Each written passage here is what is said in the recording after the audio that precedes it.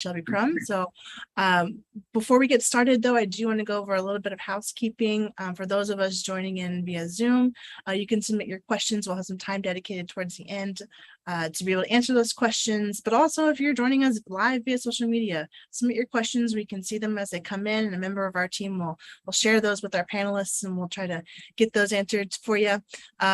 With that, also this webinar is being recorded. So if you'd like to reference this at a later date and also have access to the PowerPoint presentation, we will be sending this out to all webinar registrants. With that, I will go ahead and actually turn it over to Chris Roper. All right, thank you, Whitney, and thank you all for joining us today. And we're happy to be back after a couple of months break from our third Thursday series. We are hopeful that you all completed your NAAF grant applications and got those submitted on time. And we wanted to give everyone a chance to concentrate on those and to focus on all the grants that have been out lately. So it's important that we get back together today, though, to share some very important updates. We want to give you some updates on food systems financing and market updates. Next slide, please.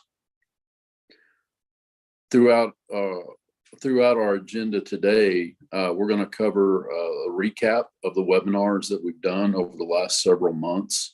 Mr. Dave Carter is going to take over from there and give us a quarterly marketplace update. Of course, lots of things have been changing that he will update you on, but of course, inflation, interest rates, long lead on anything that you're having to order or use in your construction projects. So lots of updates to give you there today. Organic labeling, Dave will be covering that as well, and selling to the USDA.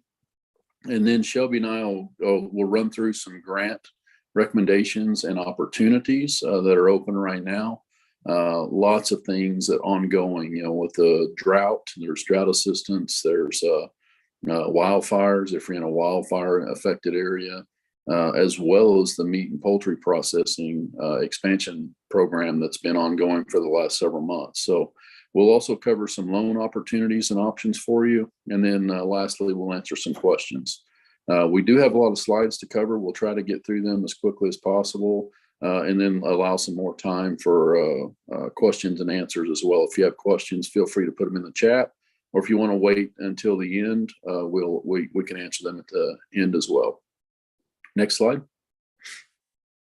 So going back in history just a little bit, and these slides are available to you as a link on NAAF's website. They're also available on as a YouTube video. So for our first episode, we covered strategic planning feasibility.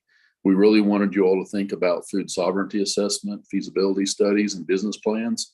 For those of you that are in the grant world and have written many grants here lately, a lot of these USDA programs are requiring feasibility studies and business plans. So you really want to start off with a good plan and understand your business and know where you're selling, what you're producing, all those good things. And then that leads you into the funding opportunities and writing a grant. We had a webinar that covered how to find grants, planning your project, developing your budget.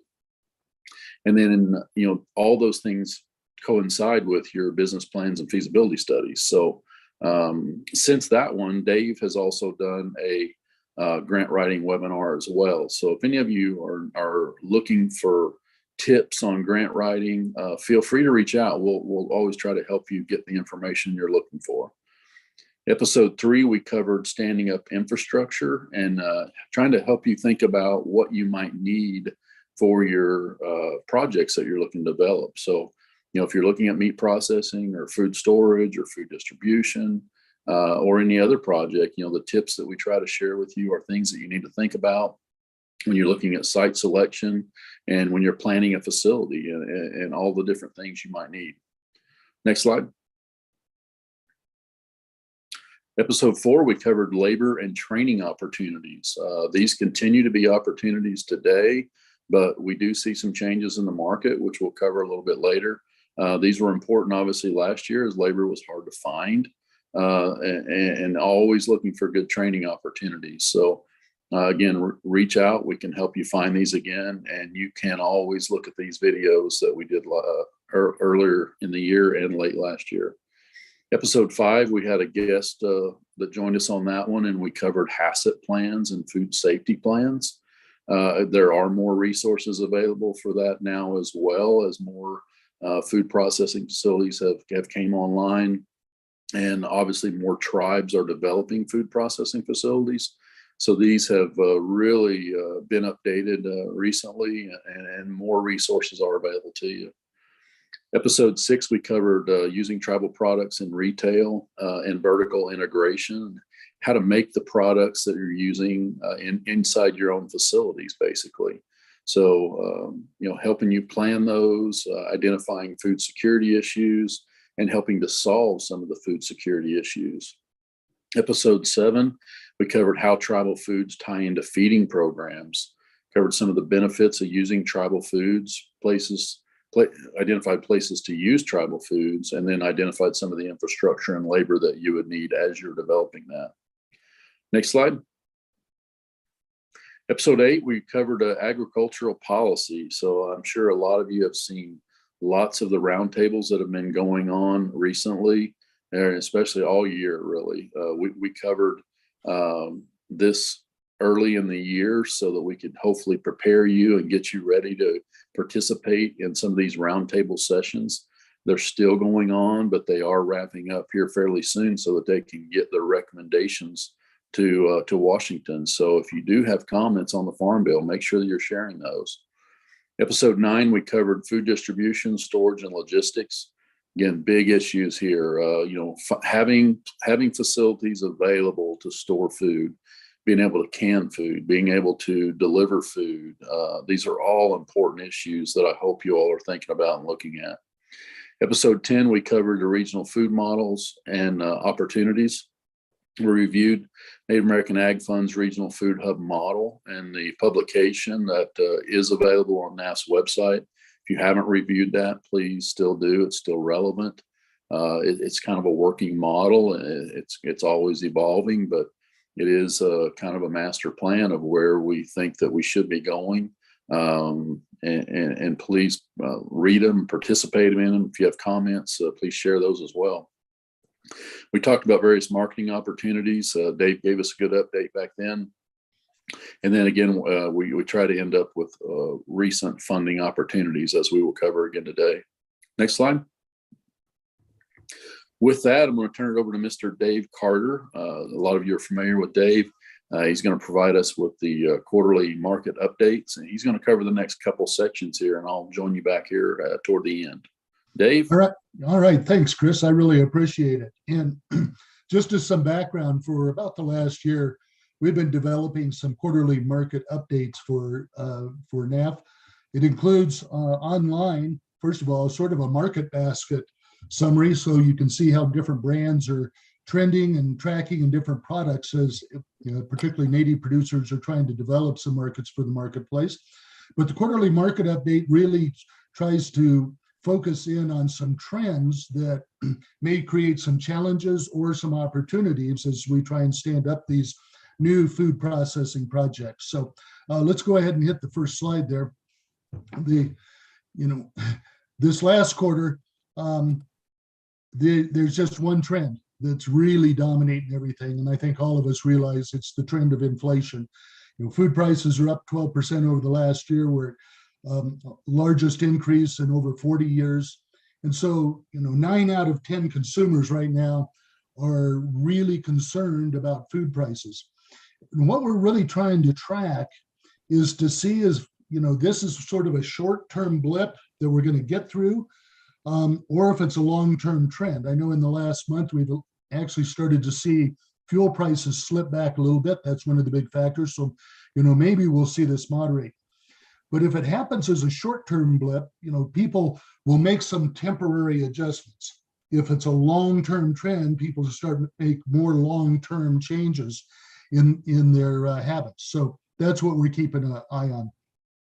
The other thing is that there's sort of a hidden factor there, that the prices are going up more than you might see on the grocery store shelf.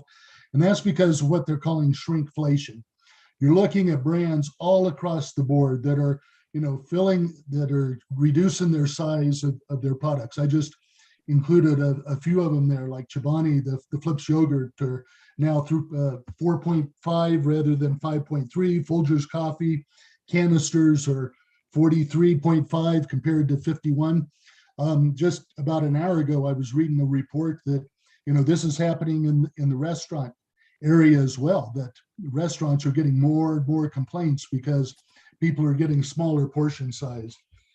And in the retail side, particularly on some of the raw products, like in the meat case or the dairy case, or, whatever, that might not be as evident and it might not have as much impact. But you think about beef and poultry and dairy products go into so many multi-ingredient packet products that's really where we're going to see the impact on those producers and some adjustment there. Go ahead with the next slide. So the thing about it is there's really three trends that I tried to focus in on this time around. One of them is we're still eating at home, but we're loving it less. And that's something, that happened during the pandemic, was the restaurants shut down.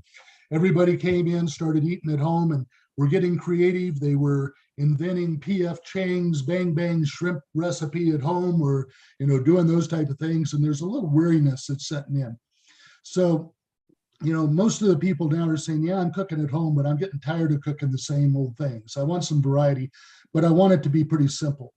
And where I think that creates some opportunities for the indigenous food movement is that, there's been the rise of indigenous foods. Indigenous chefs are sort of the new celebrity chefs. And so this is an opportunity to get some recipes and some ingredients in front of these folks that are just looking for something new.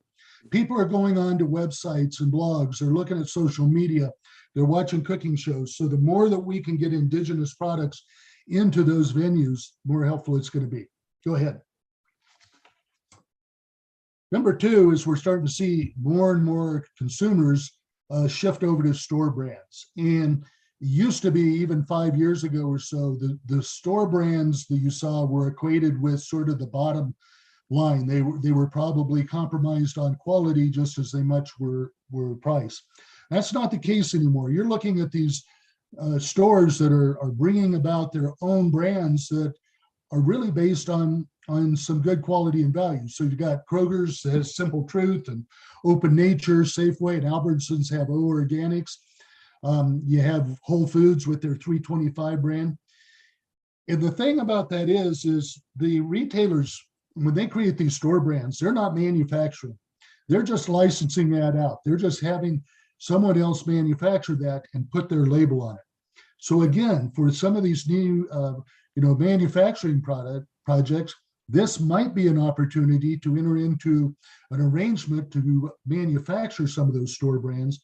But the thing I'd caution is don't hitch your whole wagon to that, because once you latch in and you lose ownership of your brand name, somebody else is in control of it, all of a sudden they can start working with you to lower your margins, lower your prices and the like.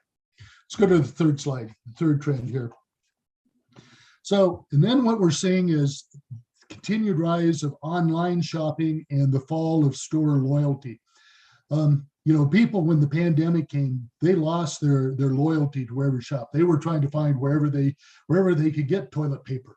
And now with inflation, people are moving around. And I know for a lot of tribal communities, this is frustrating because you're in essentially a food desert where there aren't the choices available. But when you go to more of the urban areas, people will go to Costco, to Sam's Club to buy some of the staples that they want to stock up on. And then they'll go to a Kroger store to get something. And then they may even swing by Sprouts to get their fresh produce. And that's how they're doing it, but they're online as well. And so I think what we want to do is really monitor the growth of online shopping, because that's an opportunity for us to get some of our products and brands into the marketplace, into the consumer's house, without having to go through a lot of the distribution, warehousing, and retail logistics. So those are really the three things that I've seen rising up over the last quarter. Let's go to the next slide. So the other thing that we're seeing more and more of, and it'll be interesting to see how inflation disrupts this, but More and more third-party audited labels are rising. There's a whole plethora of them. And really what they're doing is that's come about because consumers don't really trust a lot of the claims that companies are making. And so they want to have some sort of a third-party authority label that. This time around, we're just going to take a look at organic, which I call the gold standard, and I'll explain that in a minute. Go ahead, please. So let me just give you a little background of the history. Organic really started off in the 60s. It was sort of the Birkenstock back to the land movement, a few hippies out there trying to produce some stuff. But then all of a sudden, when the farm crisis came along, a lot of conventional farmers noticed, well, wait a second, these organic producers are actually making money and we're not. And so you started to see some conventional producers shift over to organic. But you also started to see some companies that said, well, the best way to make money is just call it organic and produce it conventionally. And so what you had was a number of certification agencies, state departments of agriculture that began to set up standards. And finally, by the late 80s, the organic community went to Congress and said, we need to have national standards. It's one of the first times that farmers ever went to Washington and said, we need more regulation. But what happened was then Congress included the Organic Food Production Act into the 1990 Farm Bill. They set about a process of developing organic standards. They said it was going to take 3 years. It took 12 years to finally get them done. But the standards were finalized in October of 2002. And as a part of the process, one of the important things is that they also created the National Organic Standards Board, which has two purposes. Number one, this citizen organized board advises the Secretary of Agriculture in actually developing the regulations. But the NOSB is the gatekeeper over what we call the national list, which is the list of materials that can be used or are prohibited from being used in organic production and handling. Next slide, please. So we're seeing continued year-over-year growth of organic produce. People are organic food. People are connecting what they're eating with their own personal health, but also the health of the earth. And organic has that halo. Produce and dairy has traditionally been the leader in the growth, but in the last couple of years, we're really starting to see organic meat and poultry sales increase. Go ahead with next slide. So here's some things, if you're thinking about this process, it's important to understand that USDA does not certify organic products. What USDA did was they have created a list of accredited certifiers. Some of them are nonprofits, some of them are for-profit entities, some of them are state departments of agriculture. But these certifiers are all accredited to go out and certify production and handling facilities to make sure that they're meeting the standards. USDA audits those certifiers and can levy fines, revoke the certification, but also levy fines against violators up to $1,000 per incident. And if you're in multiple stores, every store you're in could see one incident. So it can be very expensive. USDA knows that the process of getting involved, transitioning to organic is lengthy and expensive. So they do have a 50% cost share with the process of developing an organic standards plan.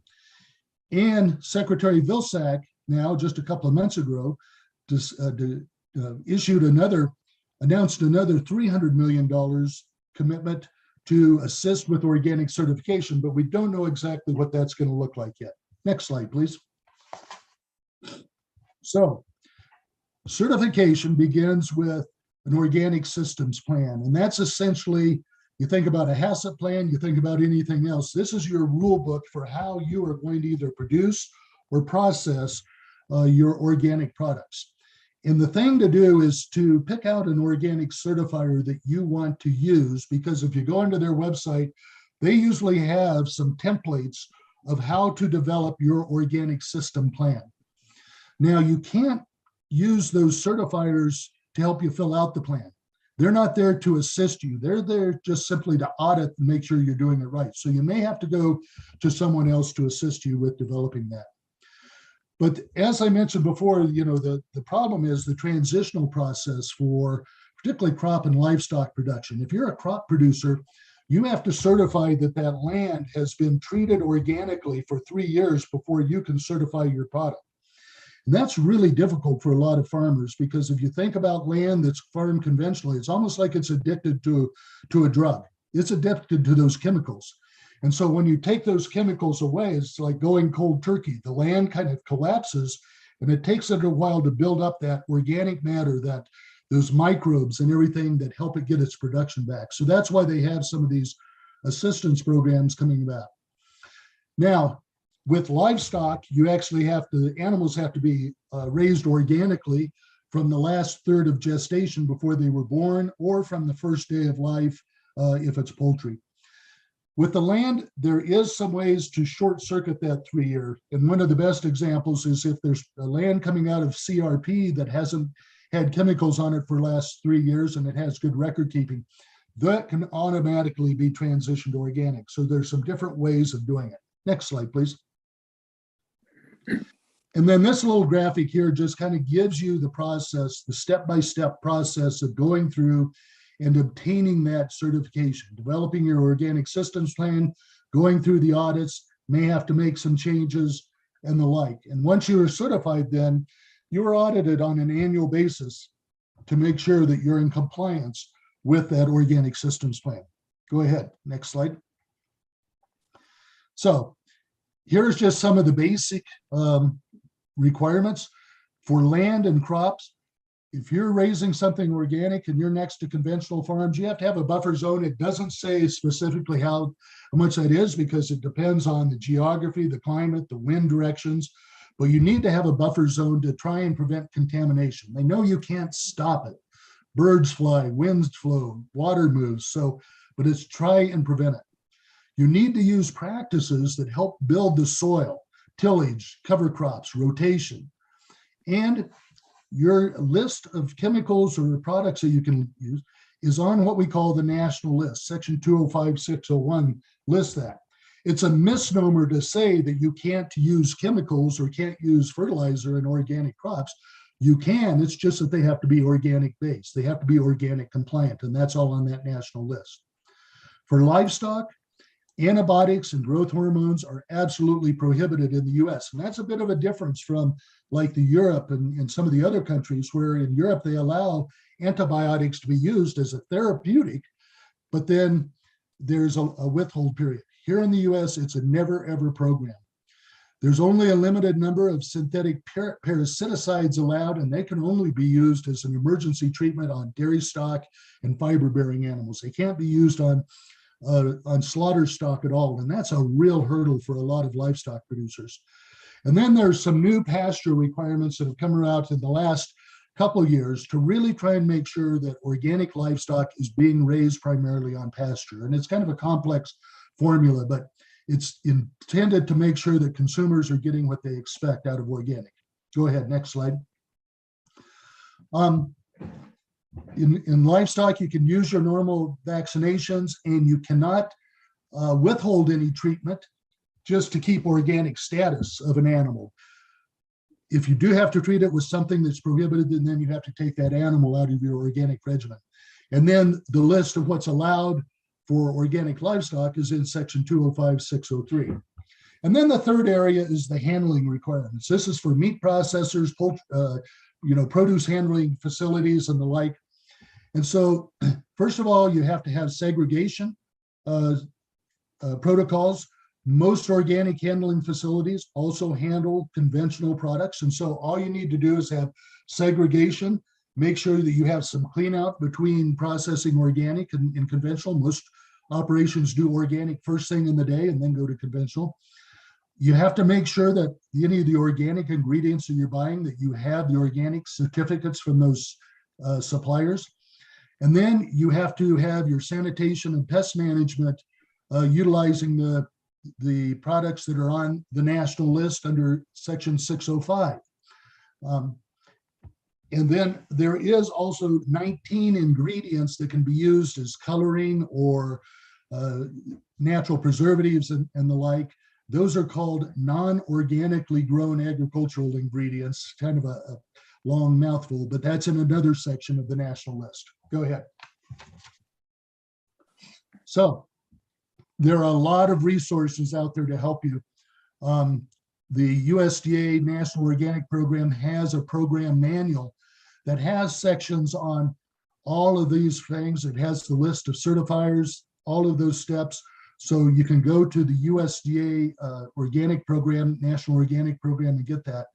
And then when it comes to, buying brand names that you might be using on crops or in livestock or whatever, there's a organization called the Organic Materials Review Institute, or OMRI.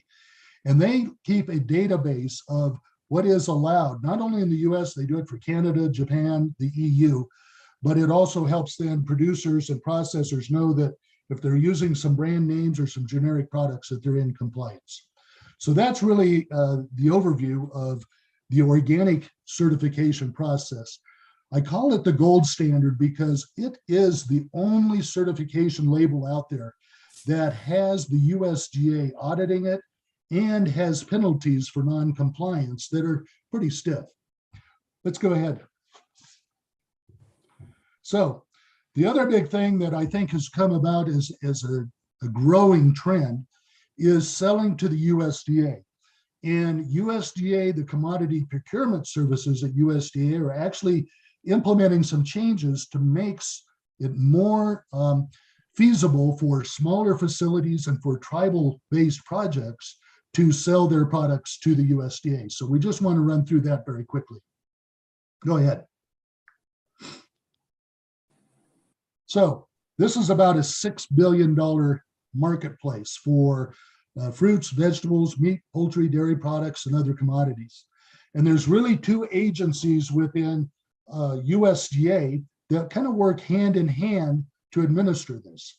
For the most part, the Food and Nutrition Service, they're the ones that handle the SNAP program, the WIC program, some of the other programs. They kind of determine what is going to be needed in these various distribution programs. And then they work with the Agricultural Marketing Service, who then develops the solicitation and issues the invitation to suppliers to bid on that.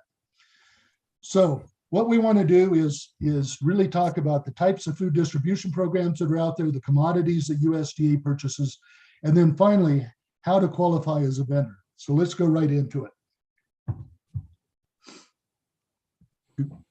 So there's a whole list of programs. There's the school breakfast, the school lunch, and the summer food service program. And these are assisted, these are in schools nationwide. They provide nutritional meals to kids. And there are the two levels for either a reduced cost lunch or a free lunch, depending on the income levels of the participants and how they rank on the poverty scale. But what happens is the school districts and independent schools receive cash subsidies, and they receive USDA foods for each reimbursable meal they serve. And so it's kind of a combination of that. And the foods available on there's a separate list. It's called the Foods Available List. It's through the Food and Nutrition Service. And I don't think we have the list of that on this slideshow, but you can go in there and see. And it depends for the different programs, particularly for things like school lunch and FDIPA or different foods. Then there's the child food and the adult care food program. That's for our elder care or for our for the Head Start programs and those type of programs. And again, institutions receive reimbursement for serving the meals and snacks that meet the nutritional guidelines to either the young kids or to the elders. And they can claim reimbursement for up to 2 meals and 1 snack every day. Go ahead. FDIPA, food distribution on Indian reservations, I think most folks are familiar with. This is one where it provides foods to income eligible households living on Indian reservations and to Native American households in designated areas near reservations. And again, this is a separate foods available list than the one that's used for the school lunch program. And it gives you some of the nutritional that's usually 85% lean ground beef or roast. Pork products are limited to boneless pork loin chops.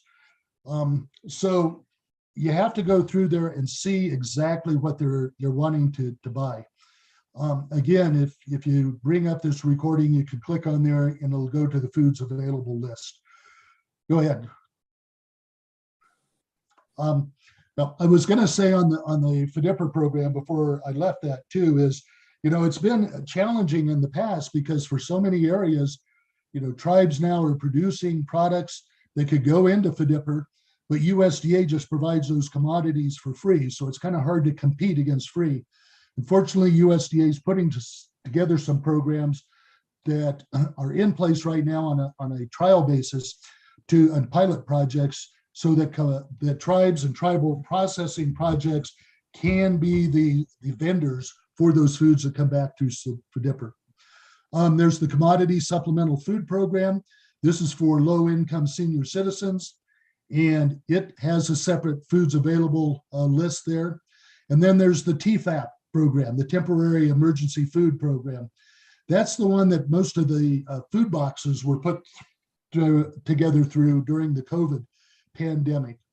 And it helps supplement the diets of low-income Americans by providing them with foods during emergency. So if something happens like a pandemic or a hurricane or something like that, that's where TFAP comes in.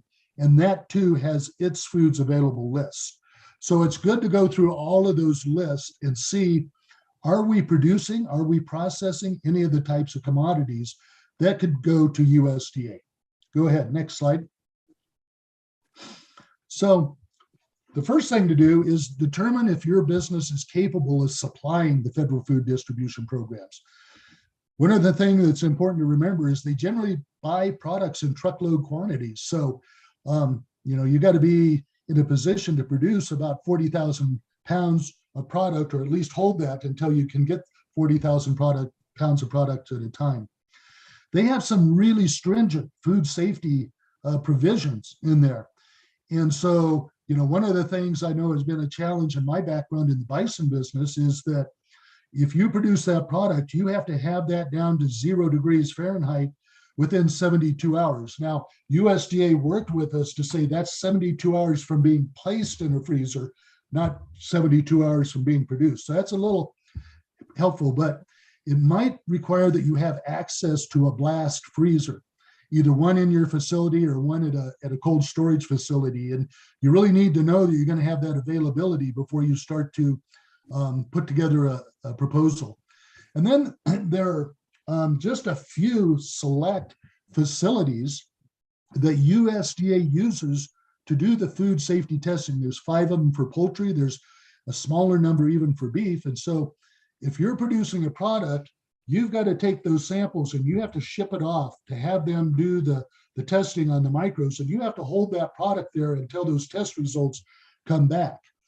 And that requires that you have the ability to hold that product for 3 or 4 days.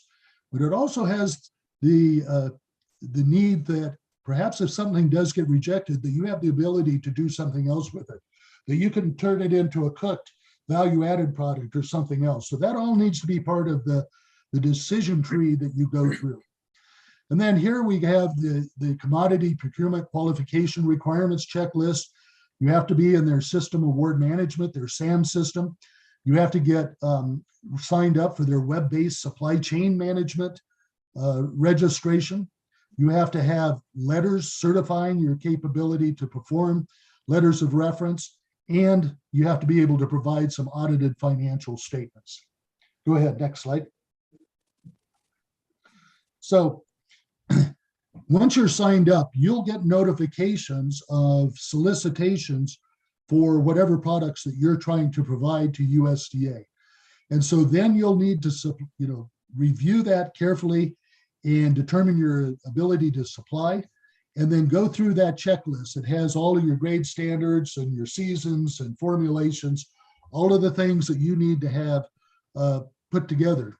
and then you can use the web-based system to submit your bid. Now, the one thing that I would urge is don't, USDA says sharpen your pencil pretty sharply. I would say don't over sharpen it. Make sure that you're accounting for the extra costs that are going to be involved. Having to use a cold storage facility, having to hold product while you have those testing requirements come back. So make sure that the price that you're submitting is the price that's going to be sustainable for your operation. Go ahead. And that is going to wrap up my part of it. And so now I'm going to turn it right back over to Chris. Thank you, Dave. A lot of valuable information in there. And as always, if you all have any questions, feel free to insert them in chat, or if you want to wait till the end, jot those notes down, and we'll be here to answer those questions for you. You can always email us later or call us later, and we'll try to work with you one-on-one if that's needed. So we'll dive right into the financing opportunities now. Next slide. Financing options, a lot of options. There's probably more options today than what you're used to seeing. We're going to give you some overviews of how these opportunities work. Some of the grants, or most of all the grants, is kind of definition of the grant is money provided by a funder for a specific project or purpose. With a grant, you generally do not have to pay back money. You're typically referring to competitive grants. There are different federal grants, and there's differences between the private grants as well. There are private philanthropy groups that issue grants. So there would be different application processes than what you might use with the federal government. The eligibility criteria, grant amount, and reporting requirements differ by grant. There is a lot of fine print typically with these requests for application that come out, and you really need to study these and again, reach out to people that are working in these. We're doing a lot of this right now for a few programs, and it can be really cumbersome to navigate the paperwork. But if you miss it and you don't fill it out right, you don't check a box, you miss supplying of a form, you could be rejected. And you don't want to spend 40 hours or 80 hours on a grant application or more, and then to turn around and be disqualified. So you want to really reach out for help when you're doing these. Reach out to people that are working on them, and there's a lot of technical assistance available right now as well.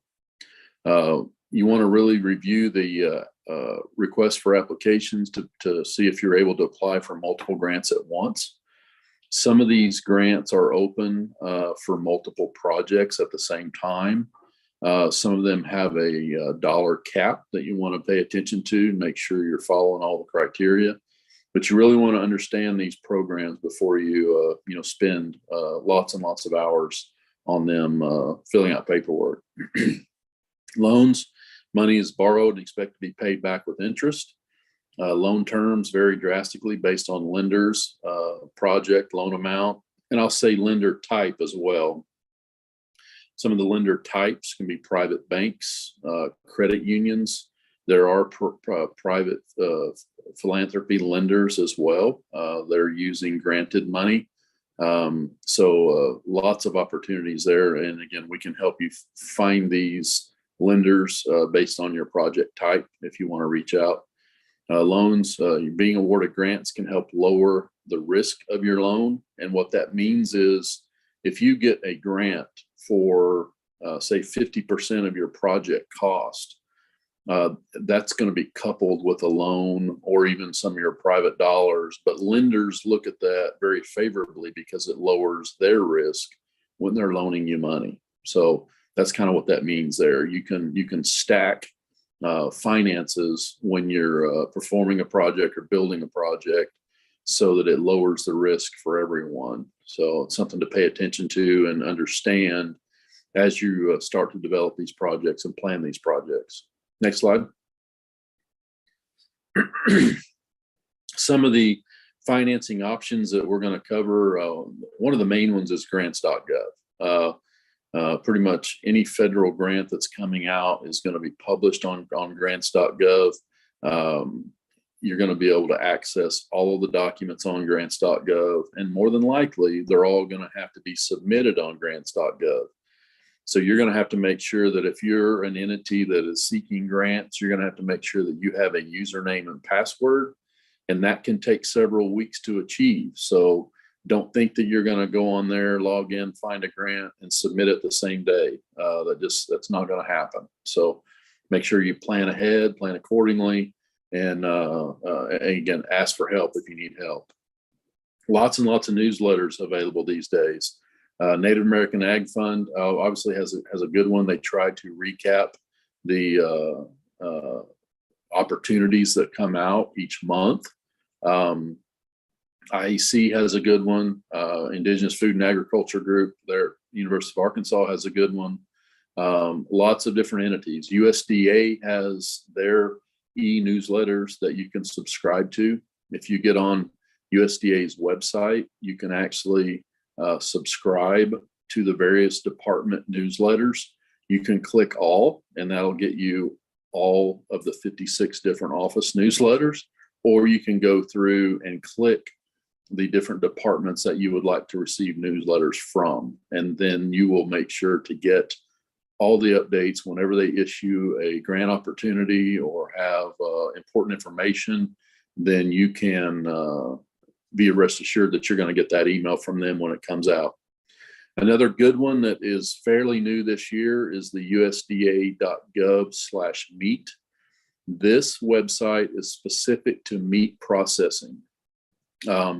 Anything related to meat processing, workforce development in meat processing, intermediary lending program for meat processing, meat poultry processing, technical assistance program is on this website. Lots and lots and lots of information. So if you're looking at food processing, meat processing, poultry processing, look at USDA.gov/meat. Candid.org, that's another one that is pretty popular. It's a paid subscription service, and it has detailed funder profiles. A typical grant season and really a busy season, a really busy season is October to March. And we list this out, and we always recommend that people do a grant schedule. Identify the grants that your entities are going to be applying for throughout the year so that you can schedule your manpower.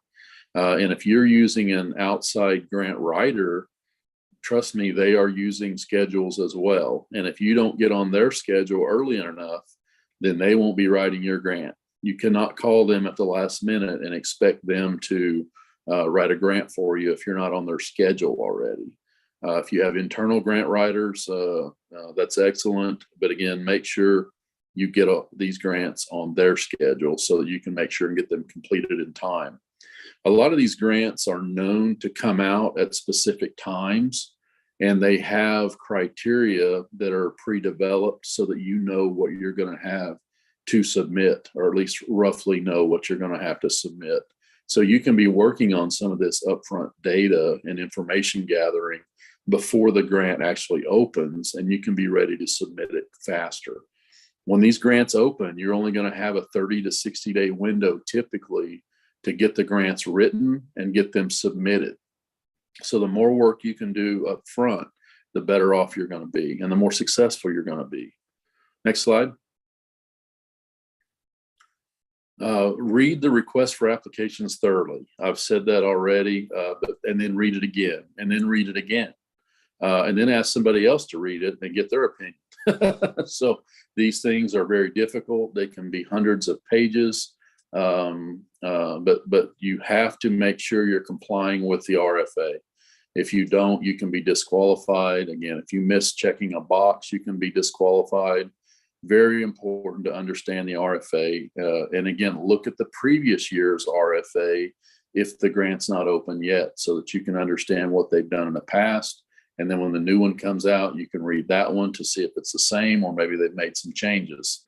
There obviously, even today, there's been several webinars on specific grants. There's typically a webinar that the government does when they're issuing an RFA or shortly after it's issued that you can get on that webinar, listen to the explanations that they give for the program, and then ask questions. And it will also give you some contacts to ask for help as you're going through the process. So make sure and participate in the webinars that are going on with these requests for applications. Check the eligibility criteria. You will more than likely have to register for a SAM number. And something new as of this spring was a unique entity identifier for federal grants. That has replaced the D&B number that you used to have to get.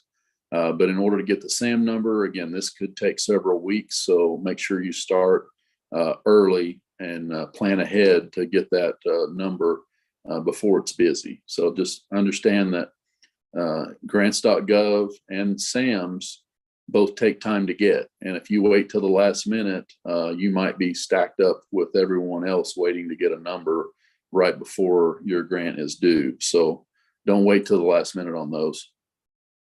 Understand requirements. Matches are very important. If you're going to have to come up with a cash match, or maybe it's an in-kind match, you need to understand where that money is going to come from. If you're working with a tribal government, you typically have to get approval ahead of time. You might need a resolution even that commits to supplying those matches. So again, planning ahead. A lot of your tribal committees are meeting once a month. So you have to get on the agenda for that. So plan ahead. You understand the reporting requirements. Grant management is a job. And once you get a grant, you need to understand that you have to have somebody following through on the reporting and the closeout of those grants. If you don't do successful grant management, then it could disqualify you from applying for future grants. So make sure that you're doing the entire process and following through with those commitments that you sign up for when you apply for a grant. Waivers of sovereign immunity need to be understood. Some organizations require a partial waiver of sovereign immunity. Make sure that you understand that. Again, I mentioned the tribal resolutions and payment schedules. Understand what you're committing to and what you're committing your entity or tribe to when you apply for these grants. If possible, have project ideas, strategic plans, budgets, and other ideas ready. We like to say that have some projects that are on the shelf and shovel ready. If you have plans, budgets, schematics, lots of breakdowns, even equipment schedules, have these things ready so that when the grants come out, you are ready to submit these grants. And it's just down to actually filling out the paperwork and inserting these documents where it's needed. So a resource for this is our episode 1 on funding opportunities and grant writing. So there are resources available. And again, if you can't find them, reach out, we'll help you find them. Next slide. Rural development. There's really some good opportunities through rural development. I mentioned a couple earlier, but right now there's a food supply chain guaranteed loan program that's available. You work with a lot of the typical banks that you might be working with already, participate with USDA loan programs and guarantee programs, but they are guaranteeing loans up to $40 million for qualified lenders to finance food system projects, specifically for startup or expansion activities in the middle of the food supply chain. So these food processing facilities are really what a lot of these lenders are looking at. Eligibility refers to lenders, including banks, credit unions, CDFIs, various loan funds, and others. Must be approved under the 1RD Guarantee Loan Initiative. There's also a large group of food systems lenders, and some of those can be credit unions, they could be CDFIs, but they are specifically focusing on food systems, and they want to invest in food systems that help with food security projects in communities. So they have some grant money that they're deploying, as well as some private philanthropy money that they're deploying to fund food projects specifically.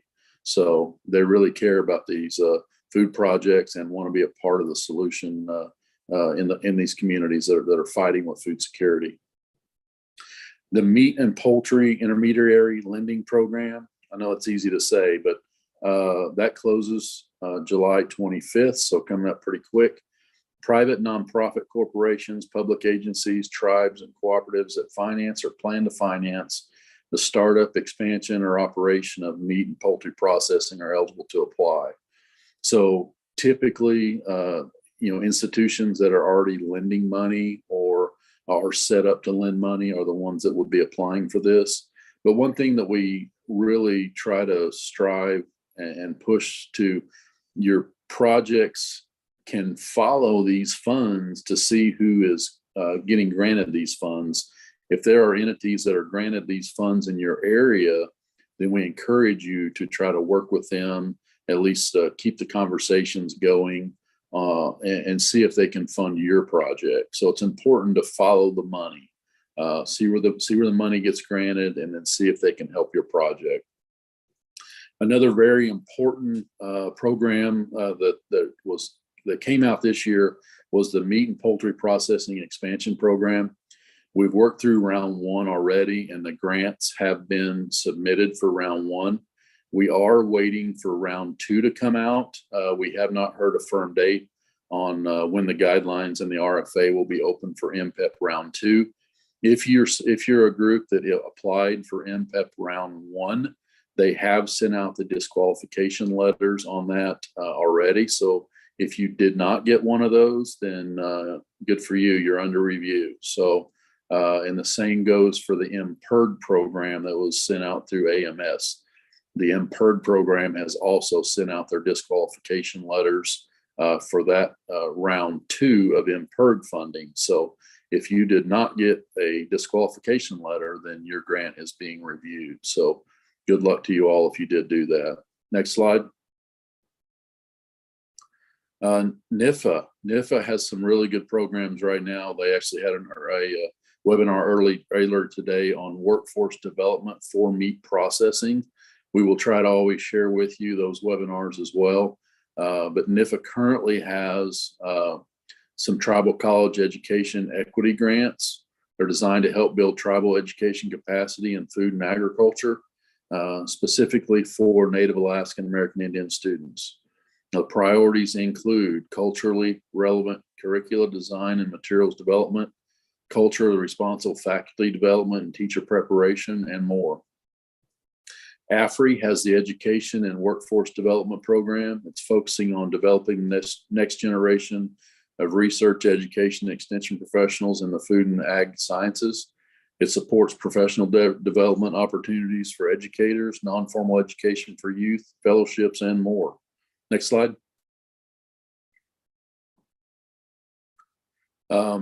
And that last slide didn't really hit probably well enough on the workforce development. The meat processing workforce development program is open through NIFA right now, and it'll be due on September 22nd. There was just a webinar done on that today, and we will get that posted and shared with everybody. But that is a very, very good program.